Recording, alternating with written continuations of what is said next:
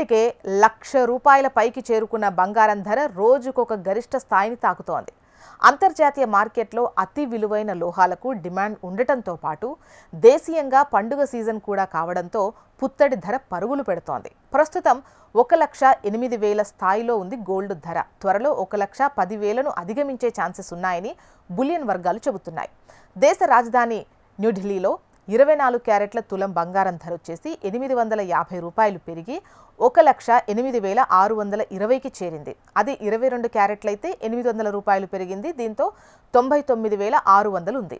ఇటు హైదరాబాద్లో గనక మనం చూసినట్లయితే 24 క్యారెట్ 10 గ్రాముల గోల్డ్ వచ్చేసి ₹870 పెరిగింది. దీంతో 1,08,490 ఉంది.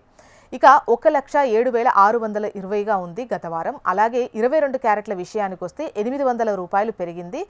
ఇప్పుడు 98,650గా ఉంది.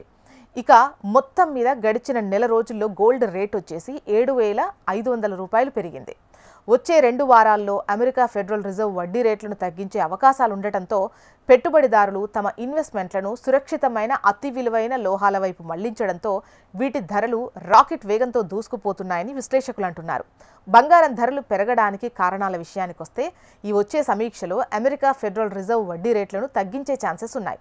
అదేవిధంగా పలు దేశాల మధ్య నెలకొన్నటువంటి ఉద్రిక్త పరిస్థితులు తగ్గే అవకాశాలు లేవు. దేశ వృద్ధి రేటు పరుగులు పెడుతుండడం పెట్టుబడిదారులను కొనుగోళ్ల వైపు నడిపించాయి. పలు దేశాల సెంట్రల్ బ్యాంకులు పసిడి నిల్వలు పెంచుకుంటున్నాయి. బంగారంపై పెట్టుబడులు పెట్టే దేశీయ అంతర్జాతీయ ఇన్వెస్టర్లు భారీగా పెరుగుతున్నారు. దీంతో పసిడి డిమాండ్ భారీగా పెరుగుతోంది. ఇక ఈ దీపావళి నాటికి తులం బంగారం వచ్చేసి 1,25,000కు చేరుకునే అవకాశాలున్నాయని బంగారం వర్తకులు చెబుతున్నారు. గడిచిన నెల రోజుల్లోనే ఇంచుమించు 10 గ్రాముల ధర వచ్చేసి 10,000 వరకు పెరగడంతో కొనుగోళ్లు పూర్తిగా నిలిచిపోయాయి. కొనేవారు కరువయ్యారు. గోల్డ్ ధర ₹1,00,000 దాటినప్పటి నుంచి కొనుగోళ్లు అంతంత మాత్రంగా ఉన్నాయి. వచ్చేది పండుగ సీజన్ కావడంతో ఈసారి కూడా పెద్దగా విక్రయాలు ఉండే అవకాశాలు లేవని ఆవేదన వ్యక్తం చేస్తున్నారు. అత్యవసరమైతే తప్ప కొనుగోలు చేయడానికి సామాన్యులు ముందుకు రావడం లేదట.